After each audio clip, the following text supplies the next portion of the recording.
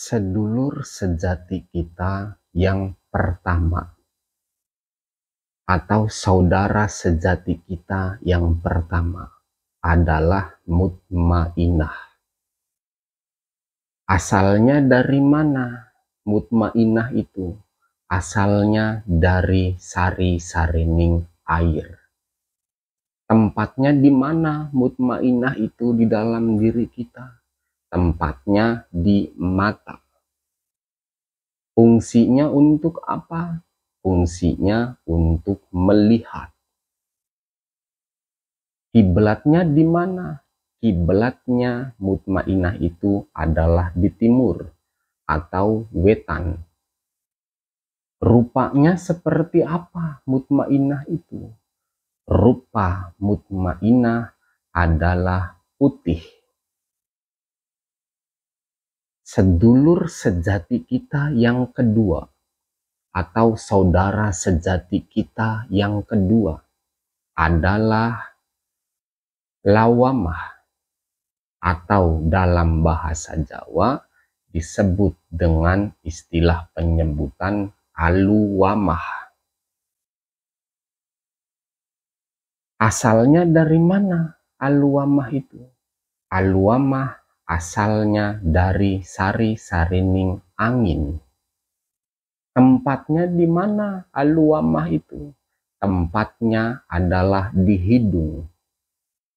Fungsinya untuk apa? Fungsinya untuk mencium atau mengendus. Kiblatnya di mana lawamah itu? Kiblatnya di selatan. Rupanya seperti apa aluwamah itu atau lawamah itu? Rupanya kuning. Sedulur sejati kita yang ketiga adalah amarah. Asalnya dari mana amarah itu? Dari sari-sarining api. Tempatnya di mana amarah itu? Tempatnya di telinga. Fungsinya untuk apa? Fungsinya untuk mendengar. Kiblatnya di mana amarah itu? Kiblatnya di barat atau kulon. Rupanya seperti apa amarah itu? Rupanya merah. Sedulur sejati kita yang keempat adalah nafsiyah, atau dalam istilah Jawa menyebutnya dengan istilah penyebutan sawiyah. Asalnya dari mana nafsiyah atau sawiyah itu? Asalnya dari sari-sarining bumi. Tempatnya di mana? Tempatnya di lidah. Fungsinya untuk apa? Fungsinya untuk merasa atau berkata-kata, berkomunikasi, berdialog. Kiblatnya di mana nafsiyah itu? Kiblatnya di utara. Rupanya seperti apa nafsiyah itu? Rupanya hitam. Keempat tadi adalah bagian dari diri kita sendiri. Keempat tadi yang dalam bahasa Jawa disebut dengan istilah penyebutan sedulur papat. Kemudian ada lagi limo pancer. Apa yang kelimanya? Apa pancernya? Pancernya adalah urip. Yang pada pembahasan beberapa hari yang lalu kita bahas. Urip adalah diri kita sendiri yang sejati. Aku, ingsun, yang sejati adalah urip. Lah, urip ini adalah pancer dari sedulur papat yang tadi disebutkan satu persatu. Asalnya dari mana? Tempatnya di mana? Fungsinya untuk apa? kiblatnya di mana, rupanya seperti apa. Lah, urip itu adalah pancer dari 4 unsur tadi. Terus urip sendiri yang sebagai pancer asalnya dari mana? Urip asalnya dari Maha Urip. Tempatnya di mana? Tempatnya di jantung. Fungsinya untuk apa? Fungsinya untuk menghidupi. Kiblatnya di mana? Kiblat daripada urip adalah di tengah, karena sebagai pancer dari sedulur papatnya. Rupanya seperti apa urip itu? Rupanya adalah bening. Bisa dipahami semua. Itulah yang dimaksud dengan istilah sedulur papat limo pancer. 4 tadi adalah bagian dari diri kita sendiri.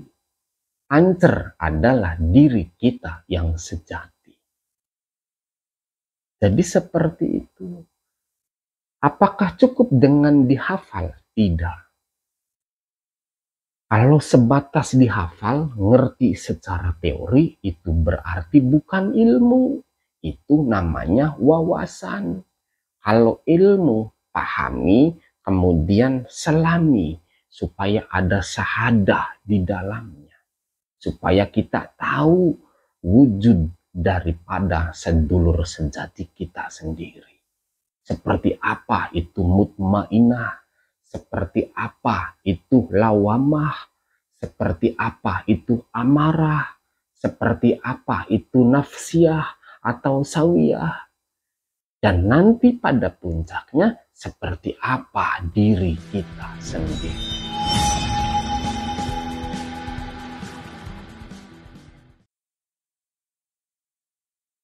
Hendak kemana aku?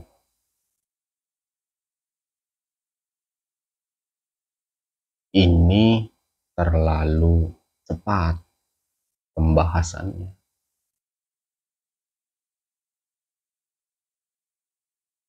Sekalipun di dalam pertanyaannya, setelah mendengar kajian pada beberapa hari yang lalu tentang sejati daripada aku,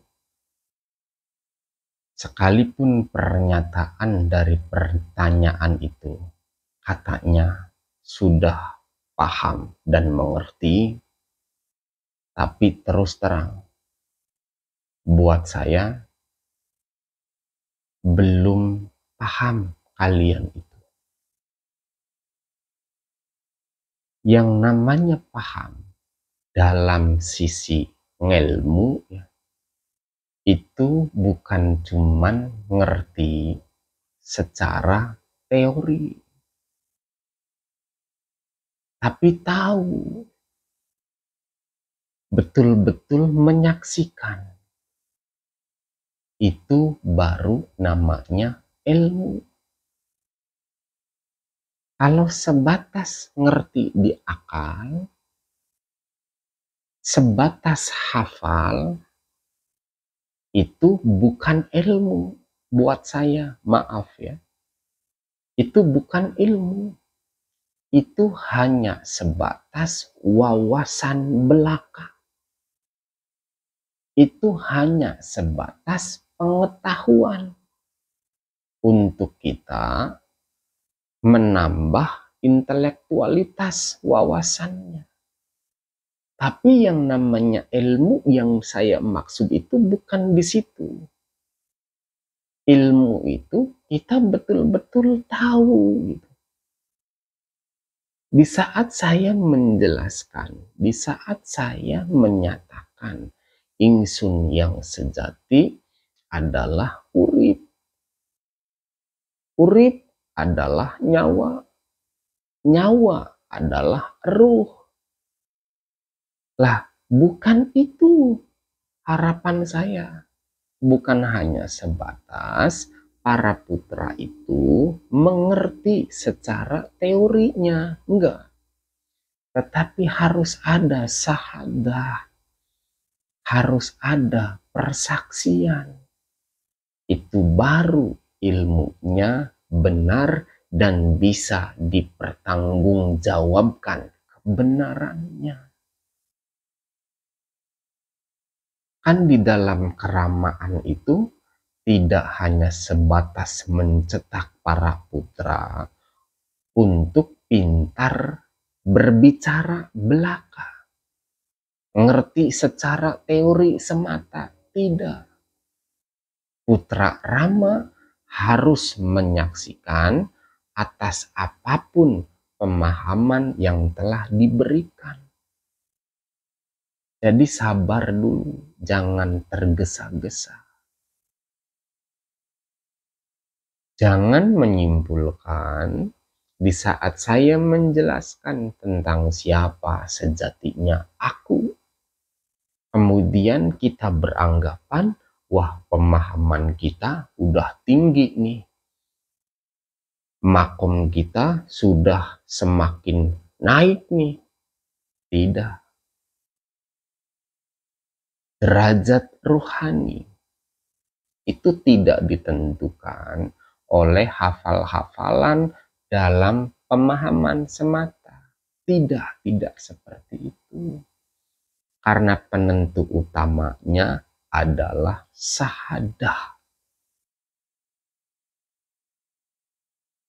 Saya harap para putra Rama ini harus ada bedanya dengan orang-orang di luaran sana yang bukan putra Rama. Mereka beranggapan wawasan itu adalah ilmu.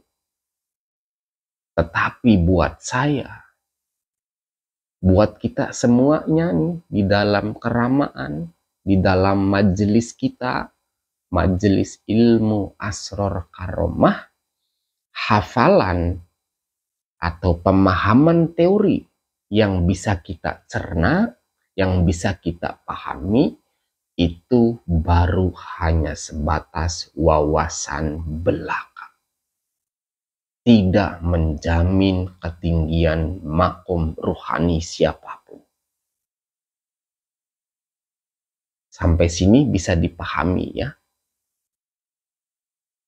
Jadi jangan tergesa-gesa setelah tahu ingsun adalah urip, terus mau kemana? Jangan. Terlalu cepat. Kalau pertanyaannya, hendak kemana aku? Karena pembahasan tentang uripnya saja itu belum selesai. Apa yang dibahas kemarin, beberapa hari yang lalu, itu baru sebatas secara garis besarnya saja. Belum ada pembahasan secara rinci, secara spesifik. Lah mudah-mudahan nih pada kesempatan ibaratnya waktu saat ini ya, kita semuanya bisa memperdalam lagi kajian tentang siapa ingsun yang sejati secara mendalam. Tujuannya apa? Supaya setelah akal kita mampu memahaminya, kita ada kesungguhan untuk menyelaminya. Jadi nggak terpedaya oleh akal kita sendiri. Karena jujur nih ya, banyak orang di luaran sana itu terjebak oleh angan-angannya sendiri. Mereka tidak bisa membedakan antara ilmu dengan wawasan. Mereka menyimpulkan pengetahuan akal yang didapatnya, yang dipahaminya itu adalah ilmu. Akhirnya mereka tiap hari selalu buka-buka YouTube untuk mencari kajian-kajian baru. Mereka menyimpulkan di saat menemukan kajian baru, derajatnya naik. Mereka beranggapan di saat menemukan kajian baru, mereka mendapat ilmu. Putra Rama tidak boleh seperti itu. Biarkan mereka seperti itu. Karena mereka nggak mau mencari guru. Terjebak sama tayangan-tayangan di dalam media-media sosial. Mencari penjelasan dari berbagai sumber media, tetapi dirinya tidak memiliki guru. Akhirnya semakin terpenjara jiwanya di dalam angan-angannya sendiri. Paham ya, Putra Rama ini? Jadi hati-hati, sabar. Kita pelan-pelan aja. Yang penting nanti rohani kita sampai ke titik tujuan yang sesungguhnya. Ingat, kajian yang sifatnya kesejatian itu semuanya adalah ilmu, bukan wawasan.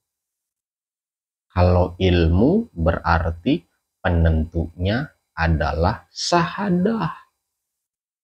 Harus ada persaksian. Saya kasih gambaran begini.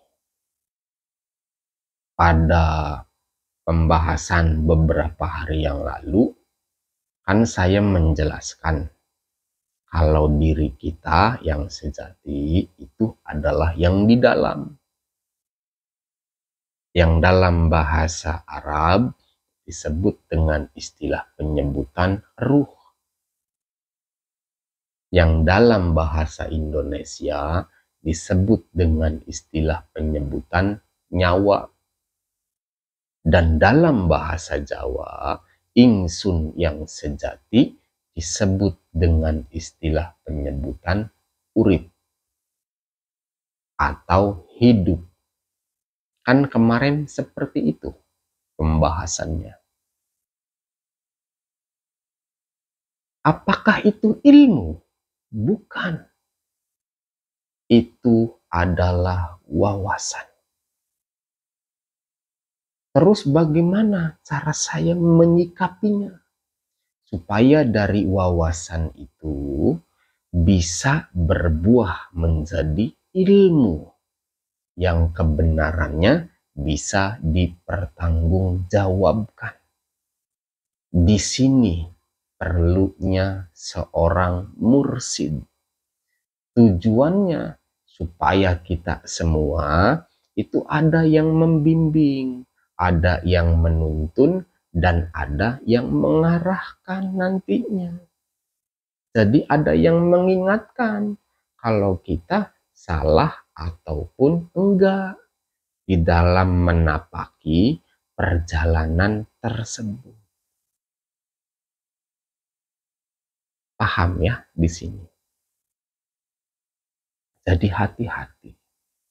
Jangan hanya sebatas memperkaya akal kita dengan berbagai macam kajian, tetapi batinnya, jiwanya hampa karena tidak ada syahadah sama sekali di dalamnya. Kenapa seperti itu? Karena dia tidak memiliki seorang guru. Dirinya merasa cukup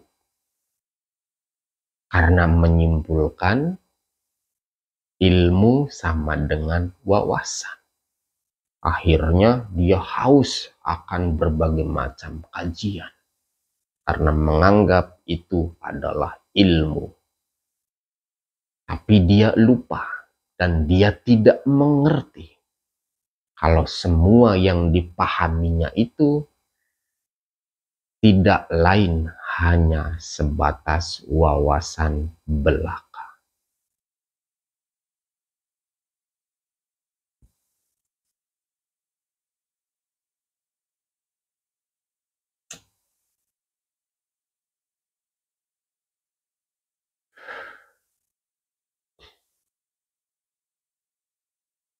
Bisa dipahami nggak ini oleh semuanya? Jadi hati-hati kita semua.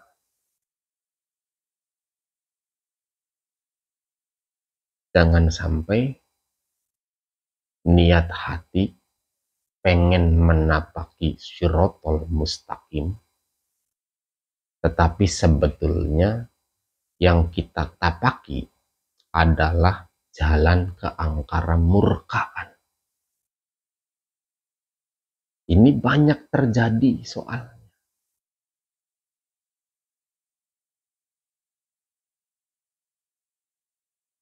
Memang Shirotol Mustaqim, jalan yang betul-betul lurus itu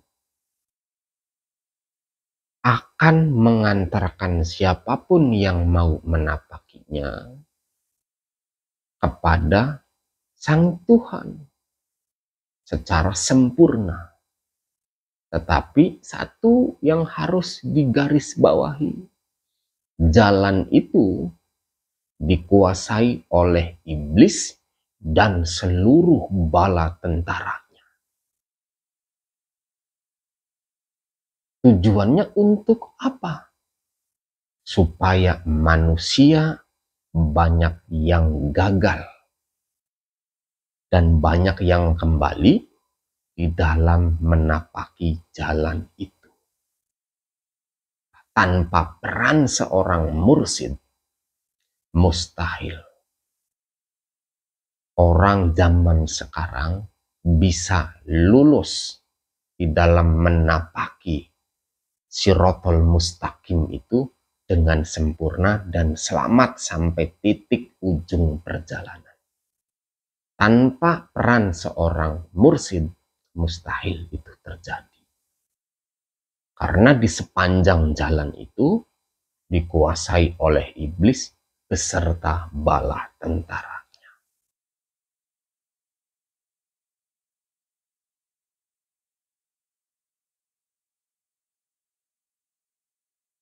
Tapi kita semua paham ya atas apa yang dijelaskan pada beberapa hari yang lalu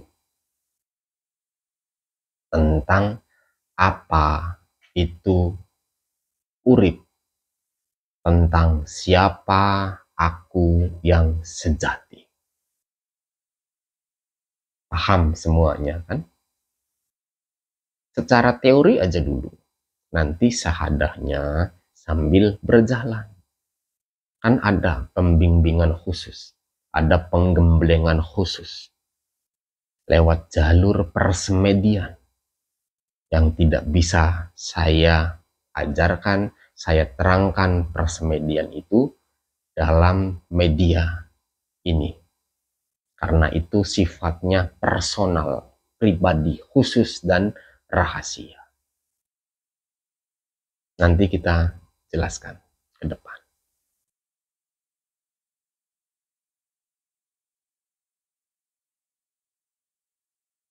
Urip atau ingsun yang sejati ini belum sempurna. Kita memahami ingsun adalah urip. Kalau belum memahami pelengkap-pelengkap dari urip itu sendiri.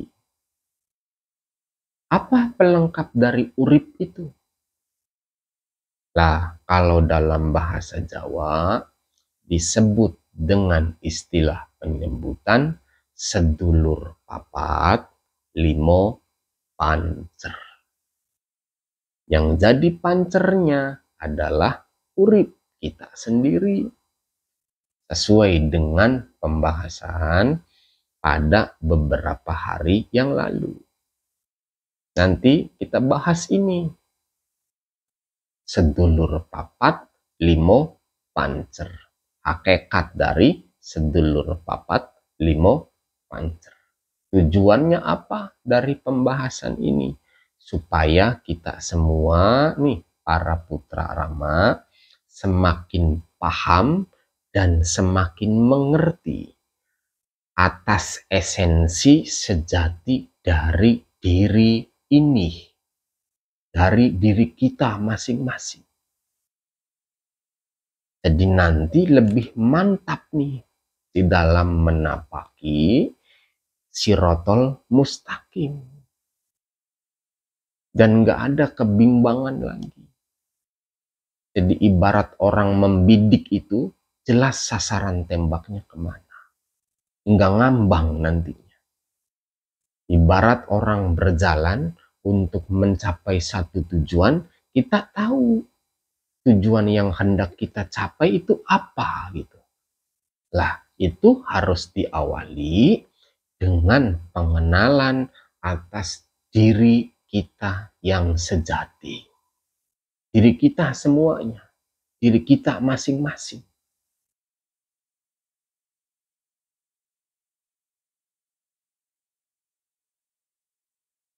Kembali kepada pembahasan sedulur papat limo pancer. Sedulur papat ini adalah sedulur kita yang sejati. Sedulur papat ini adalah saudara kita yang sejati. Tetapi jika kita tidak mampu mengendalikannya, maka sedulur papat ini juga yang akan menjadi musuh kita yang sejati. Aturannya, sedulur papat ini harus tunduk patuh kepada pancernya, kepada uripnya. Tetapi ini makhluk ciptaan Tuhan juga. Dia nggak akan pernah mau tunduk, nggak akan pernah mau patuh kepada pancernya sebelum dirinya mampu ditundukkan, mampu ditaklukkan secara utuh. Makanya ada konsep ibaratnya manunggaling kaulo Gusti. Bersatunya sedulur papat dengan pancernya. Yang dimaksud manunggaling kaulo, kaulo di sini adalah sedulur papat. Gusti yang dimaksud adalah pancer. Gusti yang dimaksud adalah urip. Jadi sedulur papat limo pancer, manunggaling kaulo Gusti. Lah, yang dimaksud Gusti di sini adalah urip kita yang sejati. Terus Tuhan apa dong penyebutannya? Kalau diri kita disebut Gusti, maka Tuhan sebutannya adalah Maha Gusti. Kita sederhanakan dulu nih pemahamannya, bertahap aja. Yang penting nanti putra Rama di step awal ini secara teori paham. Baru setelah paham secara teori ada penempaan khusus supaya sahadahnya juga ada. Jadi nggak hampa nanti. Itu baru namanya ilmu. Bukan hanya sebatas wawasan belaka. Paham ya? Apa sedulur sejati kita yang pertama? Sedulur sejati kita yang pertama namanya adalah mutmainah. Tempatnya di mana mutmainah itu? tempatnya di mata. Asalnya dari mana mutmainah itu? Asalnya dari sari-sarining air. Fungsinya untuk apa? Fungsinya untuk melihat. Kiblatnya di mana mutmainah itu? Kiblatnya ada di timur. Rupanya seperti apa mutmainah itu? Mutmainah rupanya adalah putih.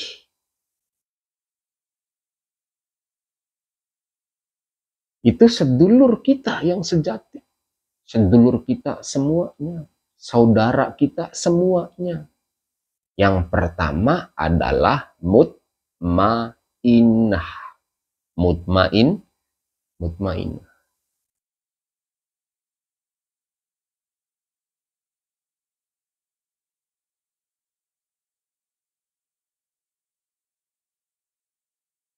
Apakah cukup kita memahami teorinya saja? Apakah cukup dengan kita menghafal? Sedulur sejati kita yang pertama adalah mutmainah. Asalnya dari sari-sarining air. Tempatnya di mata. Fungsinya untuk melihat. Kiblatnya di timur atau wetan. Rupanya putih. Apakah cukup hafal itu? Tidak. Nanti putra Rama harus mampu bersahadah ke arah sana. Harus ada persaksian. Supaya ilmunya itu mantap di dalam hati. Jadi bukan hanya sebatas katanya dan katanya. Bagaimana cara menyaksikan itu? Sabar dulu. Karena nanti akan ada masanya, akan tiba waktunya. Kan sekarang sudah diawali. Semuanya sudah diberikan ajaran persemedian secara khusus. Yang mana tujuannya adalah supaya terbukanya pintu syahadah. Itu baru namanya ilmu, bukan wawasan. Lanjut dulu ya. Sedulur sejati kita yang kedua, atau saudara sejati kita yang kedua, namanya adalah lawamah, atau dalam bahasa Jawa biasa disebut dengan istilah penyebutan aluamah. Asalnya dari mana aluamah ini? Asalnya dari sari-sarining angin. Tempatnya di mana? Tempatnya di hidung. Fungsinya untuk apa? Fungsinya untuk mencium. Fungsinya untuk mengendus. Kiblatnya di mana aluamah ini? Kiblatnya di selatan. Rupanya seperti apa aluamah ini? Rupanya kuning. Saya lanjutkan dulu ya, biar enak pembahasannya nanti satu persatu. Sedulur sejati kita yang ketiga, atau saudara sejati kita yang ketiga, namanya adalah amarah. Asalnya dari mana? Asalnya dari sari-sarining api. Tempatnya di mana amarah ini? Tempatnya di telinga. Fungsinya untuk apa amarah ini? Fungsinya untuk mendengar. Kiblatnya di mana amarah ini? Kiblatnya di barat atau kulon. Rupanya seperti apa amarah ini? Rupanya merah.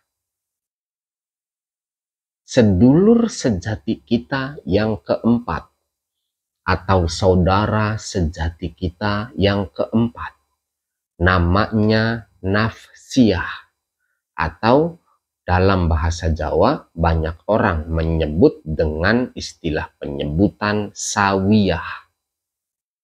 Asalnya dari mana sawiyah ini? Asalnya dari sari-sarining tanah. Tempatnya di mana? Tempatnya di lidah. Lidah. Fungsinya untuk apa? Fungsinya untuk merasa. Fungsinya untuk berkata-kata. Fungsinya untuk berdialog, untuk berkomunikasi. Kiblatnya di mana? Nafsiyah ini atau sawiyah ini. Kiblatnya di utara atau lor. Rupanya seperti apa? Nafsiyah ini rupanya hitam. Ini yang dimaksud dengan istilah penyebutan sedulur papat. Kenapa disebut sedulur papat? Karena 4 unsur tadi adalah bagian dari diri kita yang sejati. Kenapa disebut papat? Karena memang jumlahnya ada 4. Makanya disebut dengan istilah penyebutan sedulur papat. 5 pancer. Apa pancernya? Pancernya adalah urip kita sendiri. Pancernya adalah urip kita masing-masing. Urip sesuai dengan yang dibahas pada kesempatan beberapa hari yang lalu. Lah, urip itu adalah pancer dari sedulur papat ini. Urip ini adalah pusat atau pancer dari sedulur kita mutmainah, sedulur kita lawamah, sedulur kita amarah, sedulur kita nafsiyah atau sawiyah. Lah ini sedulur papat 5 pancer. Pancernya adalah urip. Dari mana asalnya urip itu? Dari maha urip. Tempatnya di mana urip itu? Tempatnya di jantung. Fungsinya untuk apa? Fungsinya untuk menghidupi. Kiblatnya di mana urip itu? Kiblatnya di tengah. Dari sedulur papat tadi. Kan mutmainah tempatnya di timur. Kemudian lawamah tempatnya di selatan, kemudian amarah tempatnya di barat, kemudian nafsiyah atau sawiyah tempatnya di utara. Lah, urip atau pancer tempatnya di tengah-tengah dari 4 sedulur tadi, pusat.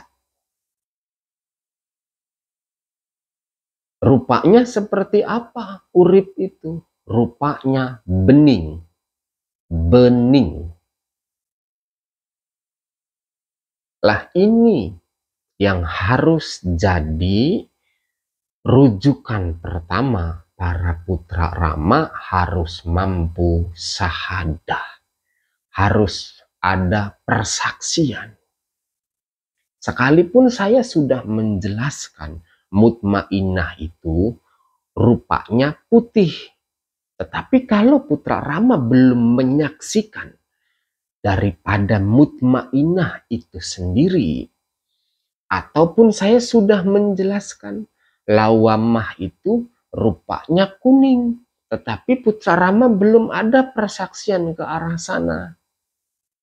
Atau saya sudah menjelaskan amarah itu rupanya merah, tetapi putra Rama belum ada persaksian ke arah sana. Atau saya juga sudah menjelaskan nafsiyah atau sawiyah itu rupanya hitam.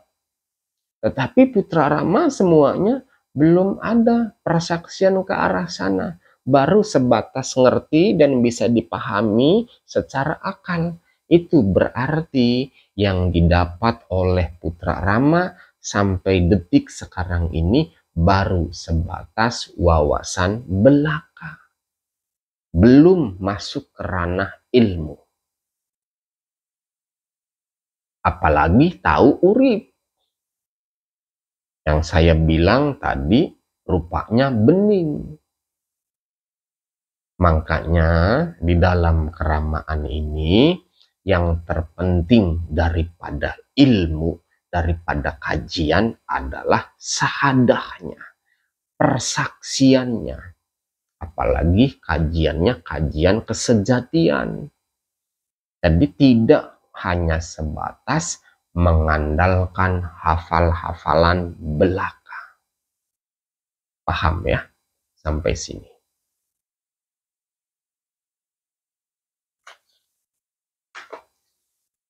Saya santai ya. Kita santai saja. Kajiannya santai. Biar nggak tegang. Jadi kita sambil ya rokokan, sambil ngopi-ngopi silahkan. Bebas. Yang penting pemahamannya masuk. Kemudian tertanam keinginan yang kuat untuk bisa bersahadah.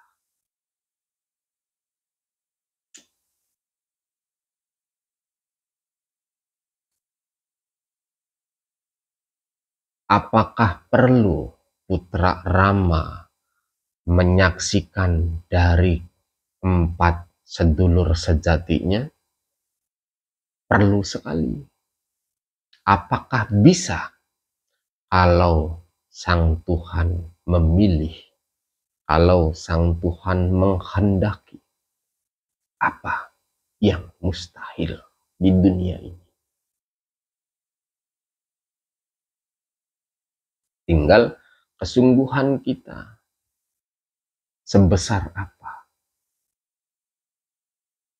Kemudian upaya untuk penjemputannya, jemput bolanya itu sekuat apa.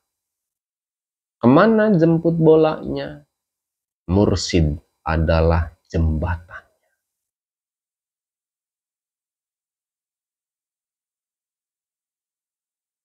Tetapi menjemput keberkahan dari suatu ilmu lewat perantara seorang mursid, kalau para putra menjadi su'ul adab, rusak adabnya kepada mursidnya sendiri, maka itu bisa dipastikan berkah dari ilmunya juga akan sedikit demi sedikit berangsur-angsur akan memudar. Akhirnya ilmunya nggak masuk. Yang didapat hanya sebatas wawasan belaka.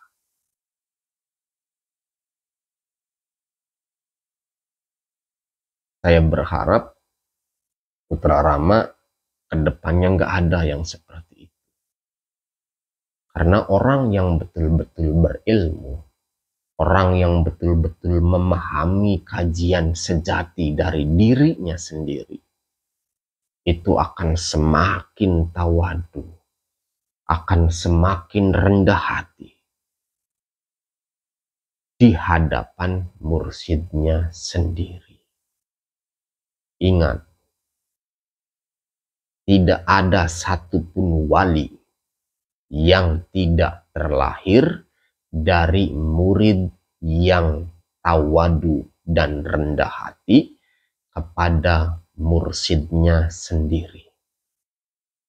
Saya ulangi, tidak ada satupun wali di dunia ini yang tidak terlahir dari seorang murid yang rendah hati, yang mampu menghormati dengan sepenuh hati kepada gurunya sendiri. Jadi semua wali itu adalah murid-murid yang mampu menghormati dengan penuh kerendahan hati kepada mursyidnya sendiri. Orang zaman sekarang gimana? Belum jadi wali, udah sombong kepada mursyidnya. Nggak mau saya belajar dari dia. Kenapa nggak mau? Malu sebetulnya. Karena ucapannya sendiri. Akhirnya browsing ke sana kemari. Lewat Google, lewat YouTube. Untuk mencari, untuk memuaskan dahaga jiwanya. Semua kajian di dalam media diacak-acak. Dibukain semuanya. Dan dia beranggapan itu adalah ilmu.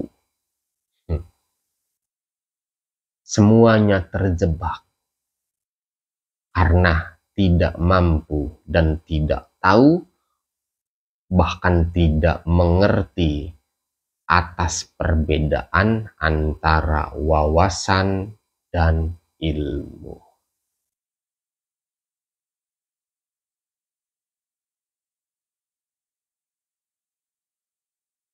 Berarti Putra Rama harus dong menemui dirinya yang sejati, dalam artian uripnya harus.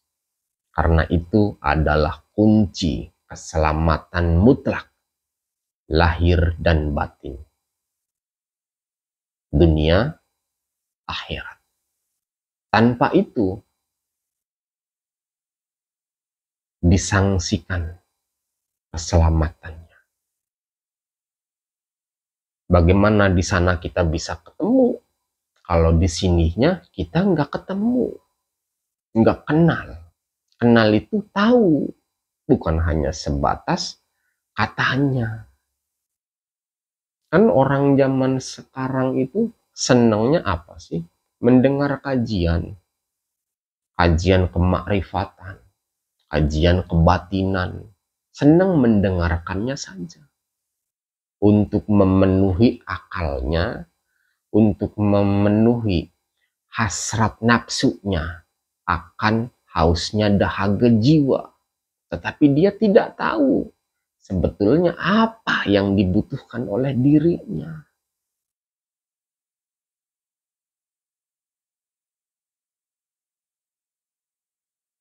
Saya kasih gambaran seperti ini. Saya kasih perumpamaan seperti ini. Saya nih ya, saya contohkan ke diri saya aja. Profesinya sebagai seorang kusir. Delman itu yang menari ibaratnya kereta kencana. Kan kalau zaman dulu, tunggangan para raja itu kan kereta kencana. Tahu kan kereta kencana? Kenapa kereta kencana? Karena zaman dulu belum ada Mercy, belum ada BMW. Makanya pakai kereta kencana. Itu kendaraan para raja. Dan kalau yang naik di belakang saya yang sebagai kusir, dalam artian yang berada di dalam kereta kencana itu adalah seorang raja yang sangat diagungkan, biasanya itu mustahil kereta kencana ditarik oleh satu kuda. Biasanya kereta kencana yang dinaiki oleh seorang raja yang sangat agung itu ditarik oleh 4 ekor kuda. 4 ekor kuda ini kekuatannya luar biasa.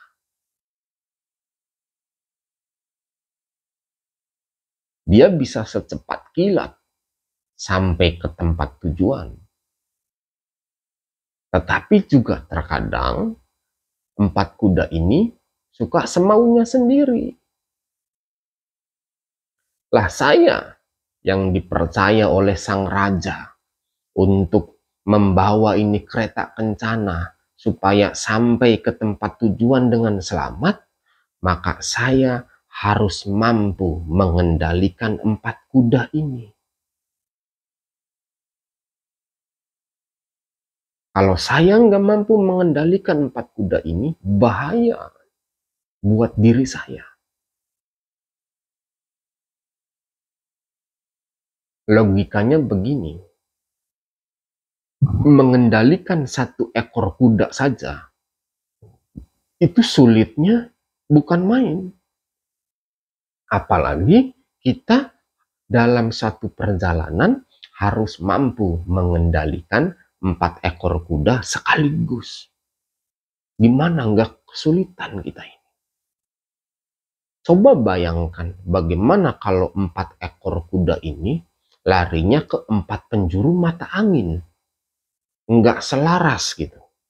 Ibaratnya perjalanan saya ini tujuannya ke barat. Nah, 4 ekor kuda yang sebagai tenaga penggerak kereta kencana ini, lajunya nggak selaras, nggak ke barat semua. Satu ke barat, satunya ke timur, satunya ke selatan, satunya ke utara. Bisa dibayangkan kan, kayak apa kereta kencana ini muter-muternya. Bahkan bisa jadi akan hancur berkeping-keping.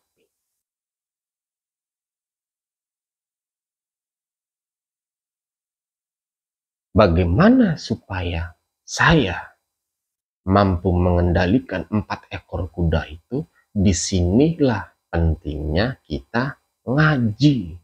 Disinilah pentingnya kita tolabul ilmi, belajar. Saya bilang ngaji itu bukan belajar membaca ya. Kalau ibaratnya yang umum nih diajarkan ke anak-anak, A, I, U, babi, bu, tatitu, dan seterusnya. Maaf ya, buat saya yang dimaksud ngaji itu bukan itu. Itu mah belajar membaca namanya.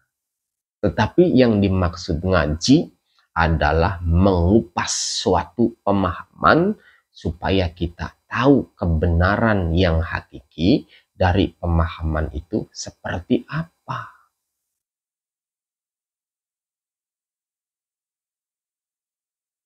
Paham ya semuanya ini? Jadi harapannya para putra Rama ini ada kesungguhan di dalam menggali, kemudian menyelami. Apa yang digali? Pengetahuannya dulu, wawasannya dulu. Setelah mursyid memberikan wawasan itu secara keseluruhan, nanti juga akan tiba masanya para murid itu digembleng untuk melakukan berbagai metode supaya syahadahnya itu dapat, persaksiannya itu dapat. Jalurnya mau menggunakan jalur syariat atau menggunakan jalur hakikat.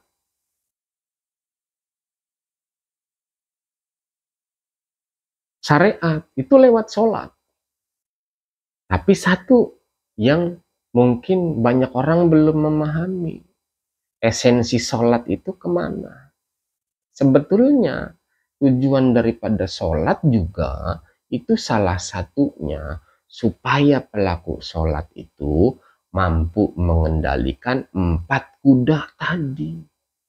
Makanya gerakan sholat itu ada 4. Mau sholat apapun. Kecuali sholat jenazah ya. Karena cuma berdiri aja sholat jenazah. Tapi selain sholat jenazah, maka ada 4 gerakan di dalamnya. Berdiri, kemudian ruku, kemudian sujud, dan duduk. Secara garis besar kan ada 4 gerakan dalam sholat itu. Kemana arah 4 gerakan ini? Tujuannya adalah supaya pelaku sholat itu mampu mengendalikan 4 kuda yang saya analogikan tadi. Kalau 4 kuda yang saya kasih gambaran tadi mampu dikendalikan dengan baik oleh urip, maka sholatnya itu akan membuahkan hasil sesuai dengan konsep Quran. Inna sholata tanha anil fahsa iwal munkar. Karena yang selalu memprovokasi urip, yang selalu merongrong urip, supaya raga ini melakukan perbuatan keji dan munkar, itu adalah dari provokasi 4 kuda yang saya gambarkan tadi, di mana 4 kuda itu sejatinya adalah bagian dari urip kita sendiri. Makanya di awal saya ngasih penjelasan. Sedulur papat itu ya, mutmainah, lawamah atau alwamah, amarah, kemudian nafsiyah atau sawiyah, ini sedulur kita yang sejati, ini saudara kita yang sejati, tapi di sisi yang lain, ini juga adalah musuh kita yang sejati. Saya kasih contoh begini. Contoh ya, amarah, sedulur kita amarah. Tempatnya di mana? Di telinga. Asalnya dari apa? Dari sari-sarining api. Fungsinya untuk apa? Mendengar.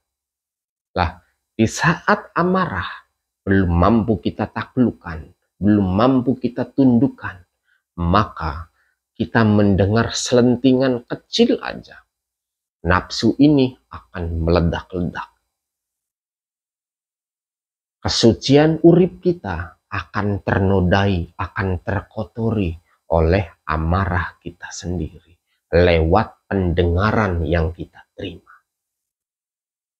Makanya penting sekali para putra Rama itu bersahadah ke arah sana. Harus tahu wujudnya mutmainah seperti apa. Jangan kata saya bilang mutmainah putih, kemudian percaya aja tanpa ada sahadah. Jangan. Harus menyaksikan mutmainah itu wujudnya seperti apa putihnya. Saya menjelaskan lawamah atau alwamah itu rupanya kuning. Jangan langsung percaya. Saksikan. Harus ada sahadah. Putra Rama nih semuanya harus menyaksikan. Kata saya, lawamah itu rupanya kuning. Harus bisa menyaksikan kuningnya itu seperti apa. Jangan hanya sebatas kata saya kuning. Ya kuning dah pokoknya. Jangan. Karena ini ranahnya ranah ilmu, bukan ranah wawasan. Saya menjelaskan amarah. Sedulur sejati kita yang ketiga namanya amarah.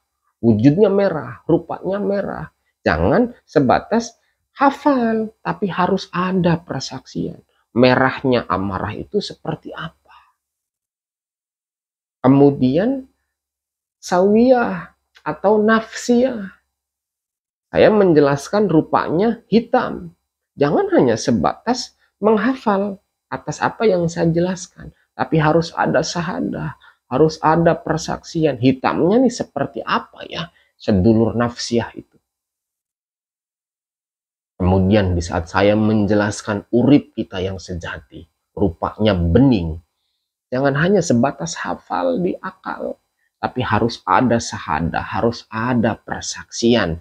Supaya betul-betul menyaksikan urip yang sejati. Katanya rupanya bening. Tahu nantinya beningnya itu seperti apa.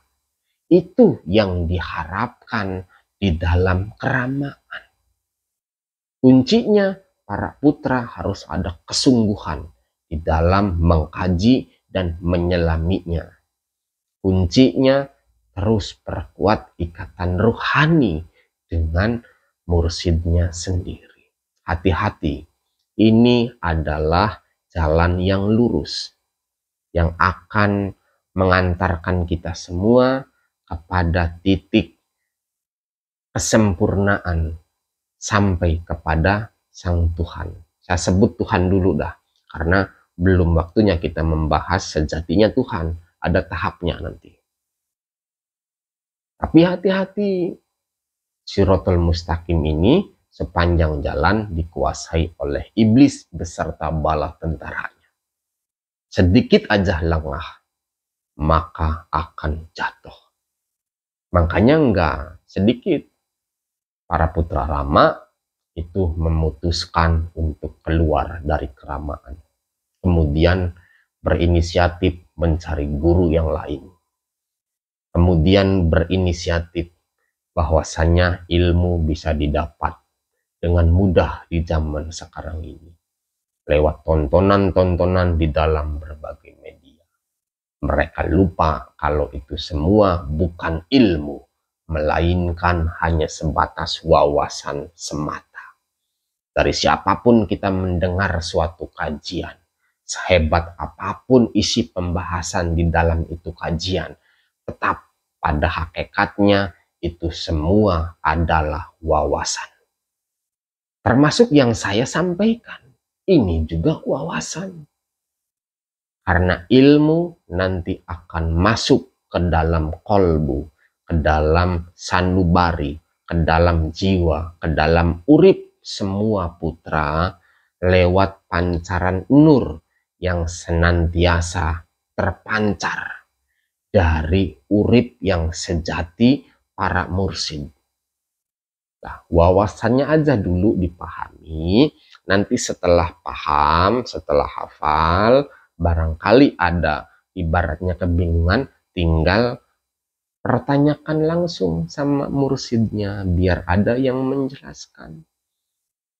Lah, semua sudah diberikan riadoh-riadoh khususnya, tinggal terapkan itu, amalkan itu dengan penuh kesungguhan, dengan penuh kerendahan hati juga.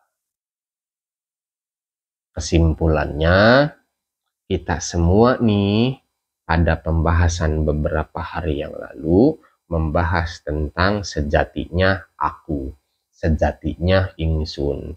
Ingsun adalah urip. Nah, pada pembahasan kali ini kita membahas kelengkapan-kelengkapan atau bagian-bagian dari urip itu sendiri, yang mana urip kita semuanya memiliki 4 sedulur sejati, memiliki 4 saudara sejati, yang mana dalam pemahaman Jawa 4 sedulur ini, 4 saudara ini disebut dengan istilah sedulur papat. Apa sedulur papat ini? Pertama, mutmainah, asalnya dari sari-sarining air. Tempatnya di mana? Di mata. Fungsinya untuk apa? Untuk melihat.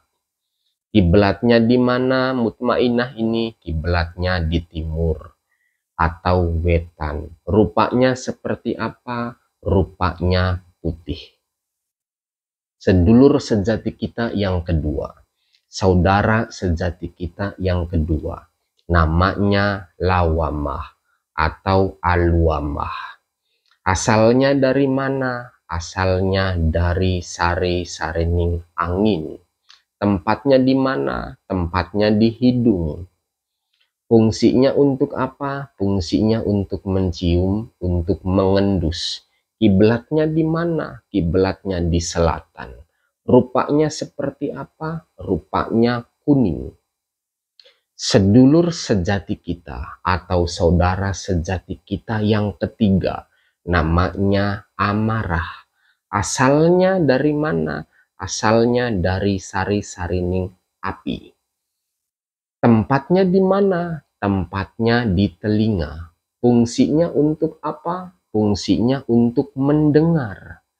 Kiblatnya di mana amarah ini? Kiblatnya di barat. Rupanya seperti apa? Rupanya merah.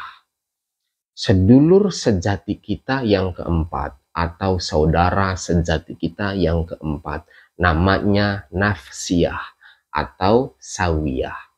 Asalnya dari mana? Asalnya dari sari-sarining tanah. Tempatnya di mana? Tempatnya di lidah. Fungsinya untuk apa? Fungsinya untuk merasa. Fungsinya untuk berkata-kata, berdialog, berkomunikasi. Kiblatnya di mana? Di utara. Rupanya seperti apa? Rupanya hitam.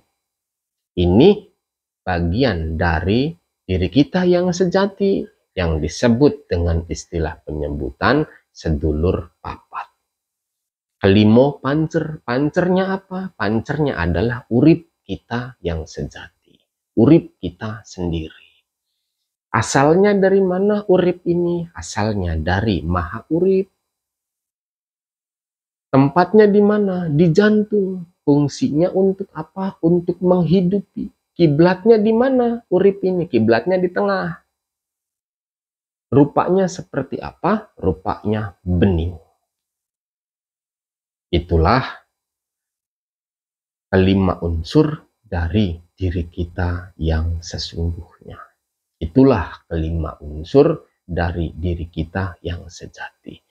Atau disederhanakan penyebutannya dengan istilah sedulur papat kelimo pancer. Mudah-mudahan penjelasan singkat ini bisa menjadikan formula baru untuk mencerahkan kita semuanya, baik dari sisi akal maupun dari sisi hati, sehingga kedepannya bisa lebih waspada, bisa lebih hati-hati lagi, dan ada kesungguhan untuk terus menggali dan menyelami akan hakikat dari sejatinya diri. Ingat, bukan hanya sebatas hafalan dalam akal semata, tetapi ilmu yang sejati ditentukan oleh syahadah atau persaksian kita semuanya atas apa yang telah diberikan dalam kajian kita bersama. Paham ya? Jadi ini penjelasan singkat, berusaha tak persingkat, tapi tujuannya mudah-mudahan bisa menjelaskan ke semuanya akan hakikat diri. Baru kalau ini semuanya sudah paham, mudah-mudahan ada kesempatan di lain hari, di lain waktu, kita setelah memahami hakikat dari diri kita yang sejati beserta unsur-unsurnya, kita bisa bersama-sama mengkaji lagi, mengupas lagi, membahas lagi. Setelah mengerti dan memahami siapa aku, kemudian kita baru pertanyaan tadi bisa dibahas pada pertemuan yang akan datang, yakni hendak kemana aku. Paham ya? Terima kasih, semoga bermanfaat buat